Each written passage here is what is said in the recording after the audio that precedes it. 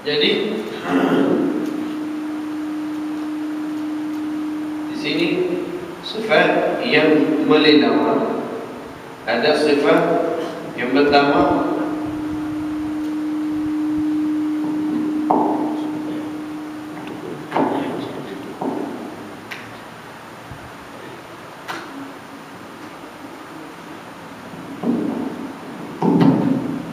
al-hams. Lawan al-hams al-jahr. Kemudian al-syiddah.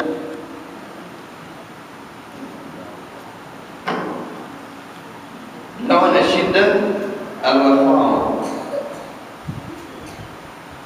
Wa bainahuma at-tawassut.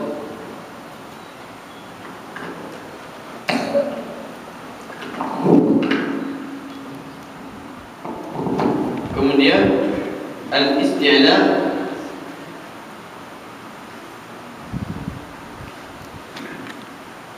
al-istifal.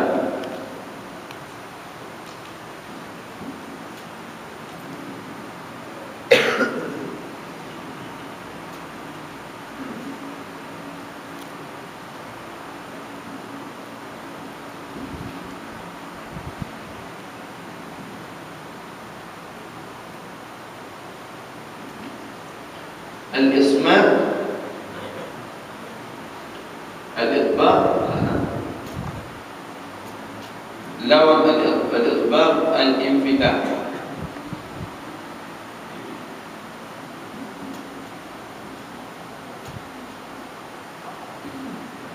Al-idlaq,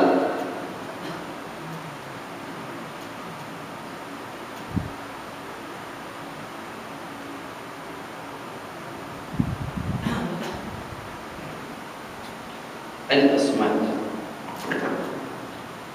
Saya nak cerita apa yang Al-Imam Ibn Al-Jazari rahimahullah, yang kita belajar mazhab Ibn Al-Jazari.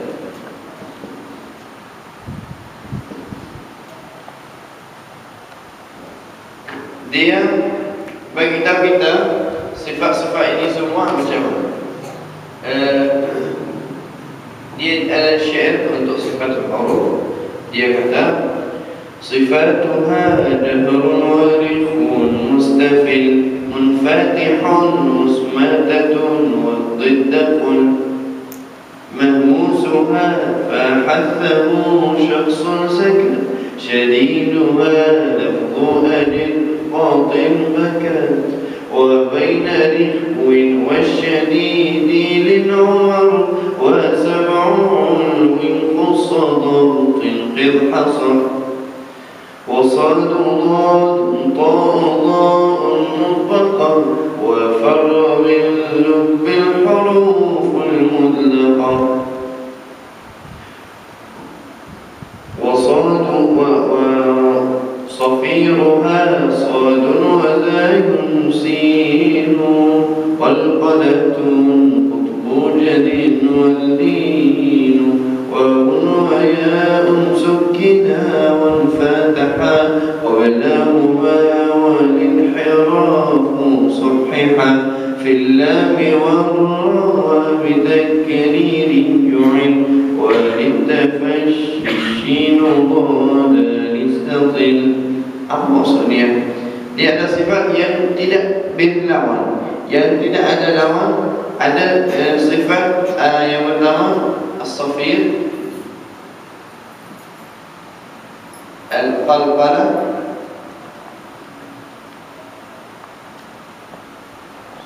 al-lin,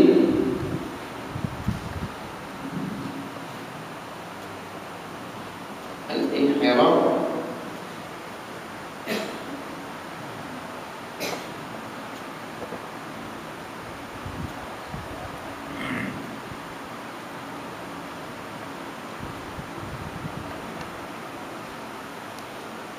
tafashi. Nama 7 sifat al-istitalah.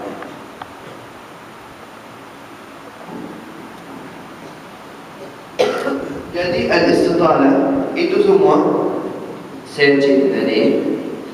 Safiruha sadun wa zalun sinu wal qadatun qutbun jadin wal linu wa wa ya'un sukina wal fataha qablahu wal inhirafu sahiha fil lam wal ra bitakririn ju'il wal tafashshi shinun istatil.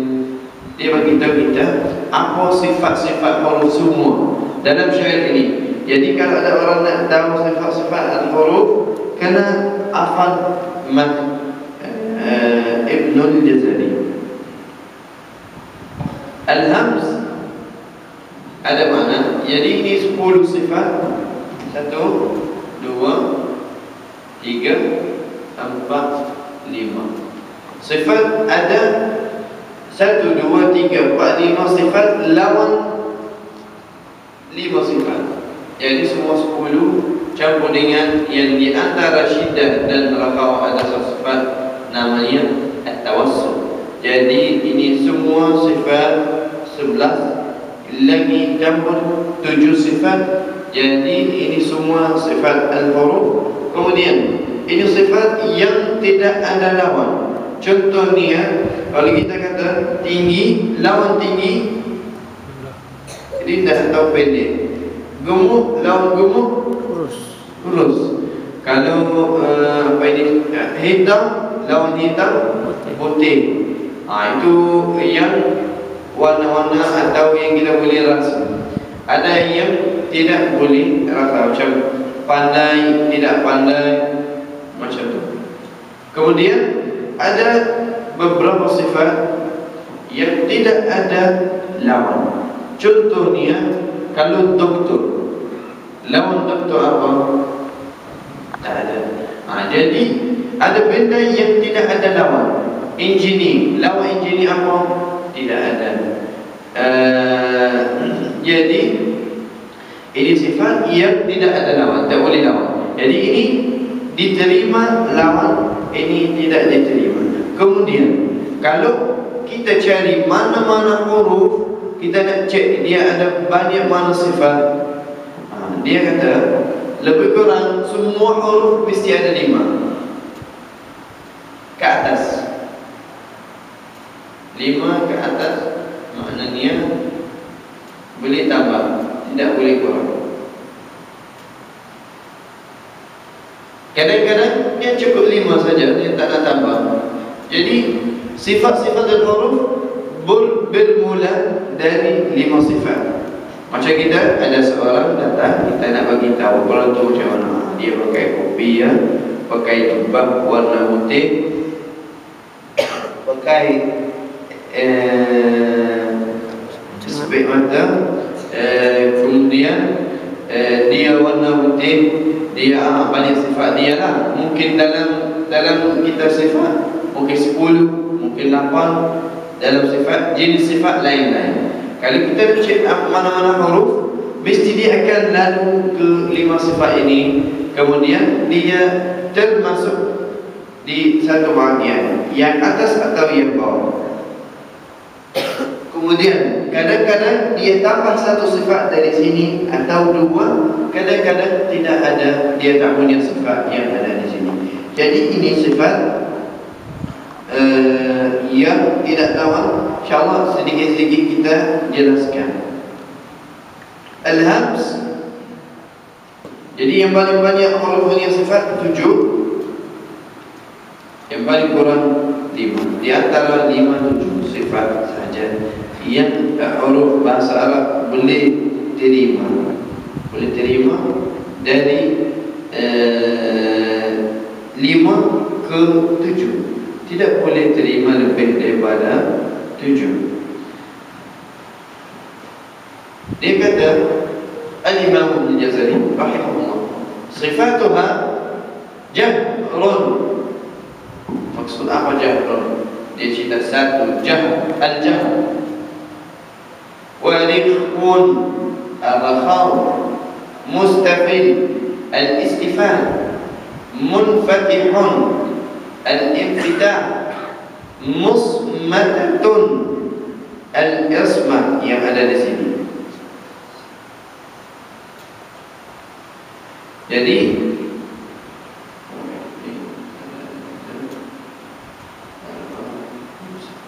maksudnya apa? Musmatatun wal dhidqul. Dia bagi tahu kita sebab huruf semua ini jahr, rafa, wa istifal, infitah, ismah. Wal dhidqul, maksud wal dhidqul maknanya dan lawan ini semua ada sifat juga. Apa sifat yang lawan? Dia cerita, bukan biarkan kita cari sendiri. Tak, dia begitu. Dia kata mahmusuha al-hams. Apa mahmusuha? Dia sifat. Salah satu sifat daripada sifat al-huruf. Mahmusuha fa'addahu syakhsun sakat. Maksudnya ada kalau mahmusuha fa'addahu syakhsun sakat. Apa makna fa'addahu syakhsun sakat?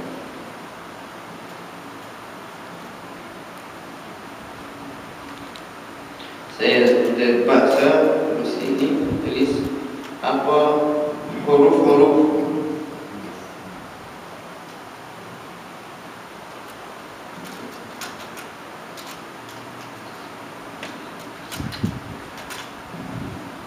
jadi di belakang kita bagi tahu jadual-jadual huruf sifat yang boleh lawan. Sini kita bagi tahu apa huruf yang diterima dalam bahagian sifatul hams. Al-hams.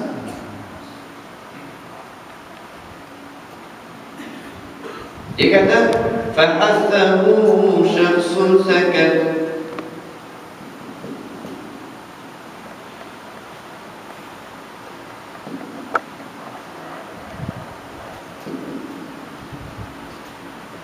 Jadi al-hams sifat yang pertama yang lawan dia al-jahr.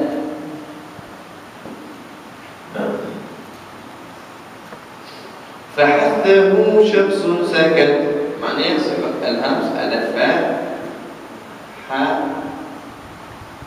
tha, ha, shin,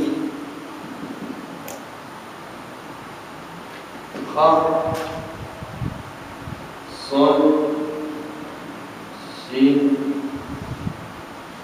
kaf, ta. 10 huruf.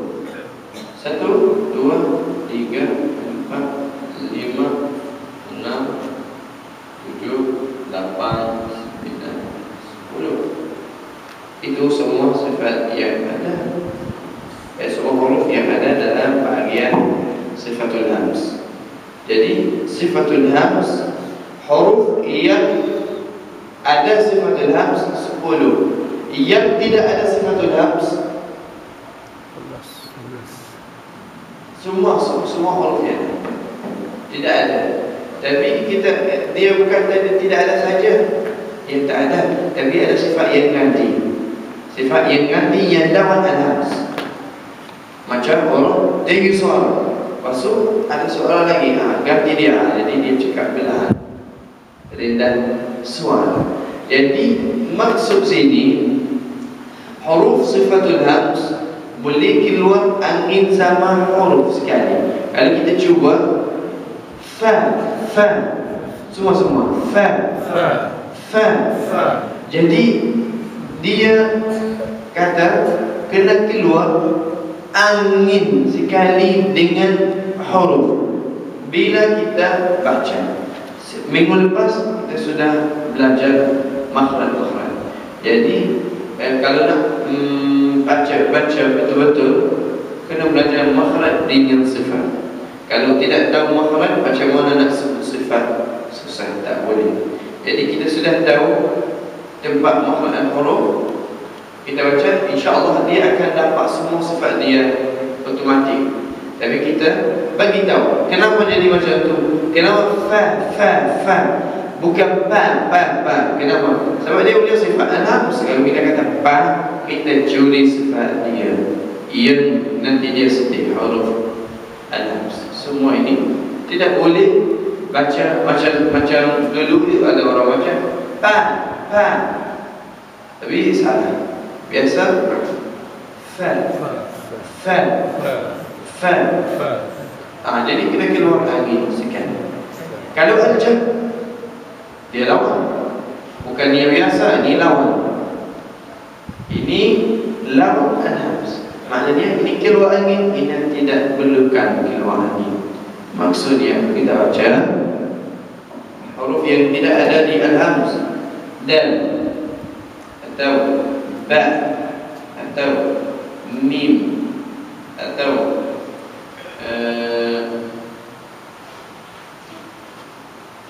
ra. Kita ambil contoh saja. Tapi yang lain semua mesti ada di al-jam.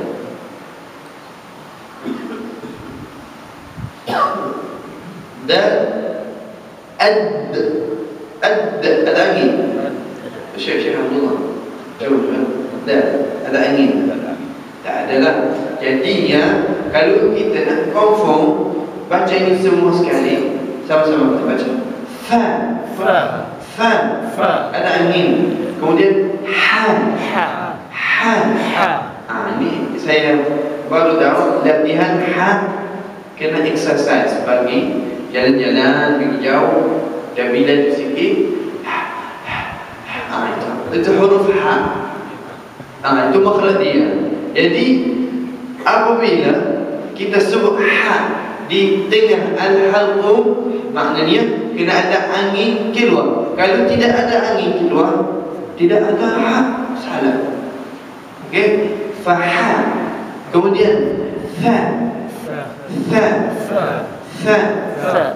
Kita keluar juga angin juga. Fa. Bukan fa. Huruf fa yang ini. Fa yang ada 3 titik di atas. Jadi fa keluar dari ujung lidah sama ujung gigi gunting atas. Fa. Betul. Seandainya masya-Allah. Kemudian ha ada angin. Ha dari dalam. Kemudian kalau kita baca macam huwallah, kita sebut ha. Kalau kita kata huwallah, tak jadi, salah. Jadi huwallah. Orang zikir tahlil. Kalau tahlil cara yang betul, boleh tahlil, bukan tahlil bid'ah, tahlil sunnah.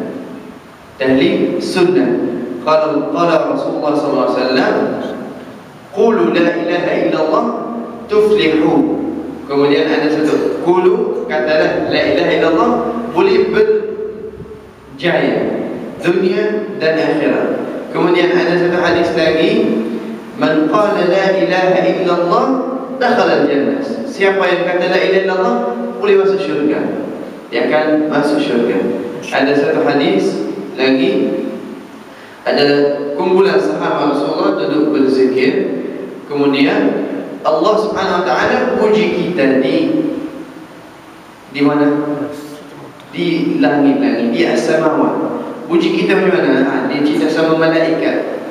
Tengok macam mana hamba saya di bawah apa duduk berzikir, duduk syukur kepada Allah Subhanahu wa taala, hadirat Allah. Jadi kalau orang berzikir bukan yang bid'ah, tapi ada syarat. Kalau untuk berzikir ada adab. Adab zikir. Sebab kita zikir Allah Subhanahu wa taala, jadi tidak boleh minta maaf. Kalau ada orang tak setuju sama saya, dia minta maaf. Tidak boleh buat ini macam-macam. Itu adab zikir, tidak boleh buat macam tu. Contohnya, Kalau ada orang pergi nak cakap dengan raja, boleh goyang-goyang awak ni? Boleh. Nanti kalau masuk penjara. Kalau nak pergi cakap dengan menteri,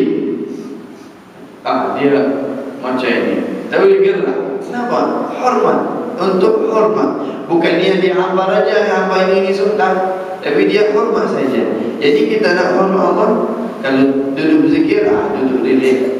Masuk La ilaha illallah. Sebutkan semua huruf, baca dengan cara yang betul. Kalau orang zikir, La ilaha illallah, La ilaha illallah, semua hilang huruf. La ilaha illallah. Jadi huruf ha, huruf yang penting lah. Kita sebutkan ha dari tengah, hamzul fa dari bawah, pangkal halq. Kemudian shin, shin, dari ujung lidah, dari tengah lidah. Lepas tu kita keluar angin shin, angin banyak sangat angin shin. Kemudian kha, kemudian son, banyak. Kemudian sin, kemudian ak, kemudian tu macam mana? Angin tu keluar dari mana? Semua keluar dari al-halqum atau macam mana? Ada orang tidak terang. Bolehlah. Maknanya angin itu keluar dari tempat lahir huruf ini, tempat huruf yang akan lepas. Dari mana tempat? Kita lepas angin sekali. Jadi kalau fa keluar dari ujung gigi gunting atas sama perut bibir bawah, maknanya angin keluar dari situ. Fa. Kalau huruf itu keluar dari ujung lidah sama ujung gigi gunting atas, fa, angin keluar dari situ. Kalau kaf keluar dari pangkal lidah, kalau kita baca angin keluar situ